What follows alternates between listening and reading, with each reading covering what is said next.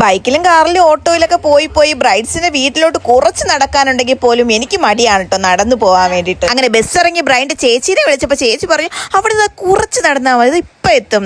അങ്ങനെ ഫോൺ വെക്കാതെ വഴിയൊക്കെ പറഞ്ഞു തന്നാണ് കേട്ടോ ഞാൻ ബ്രൈഡിന്റെ വീട്ടിലെത്തിയത്. ബ്രൈഡിന്റെ ചേച്ചിയാണ് കേട്ടോ അനിയത്തിയുടെ എൻഗേജ്മെന്റിന് വേണ്ടിയിട്ട് എന്നെ ബുക്ക് ചെയ്തത്. ബ്രൈഡിന്റെ പേര് ഐശ്വര്യ എന്നാണ്. ബ്രൈഡിന്റെ എൻഗേജ്മെന്റിന്റെ എല്ലാ കാര്യങ്ങളും സെറ്റ് ചെയ്തതാ ഈ ചേച്ചിയാണ് കേട്ടോ. ഡ്രസ്സ് വരെ തച്ചത് ചേച്ചിയാണ്. ഇങ്ങനെ ഒരു ചേച്ചി വീട്ടിലുണ്ടെങ്കിൽ പിന്നെ എന്ത് വേണം അല്ലേ. മെഹന്തിയിൽ ആള് കൈവയ്ക്കാത്തത് ഭാഗ്യമായി, അല്ലെങ്കിൽ എന്റെ ഒരു അവസരം പോകില്ലായിരുന്നു. അടുപ്പിച്ച് കുറേ വർക്കുകൾ ഞാൻ ഇങ്ങനെ റൗണ്ട് മണ്ടലയ്ക്കുള്ളിൽ ഇങ്ങനെ വരുന്ന ഡിസൈൻ കുറേ ചെയ്ത് കേട്ടോ.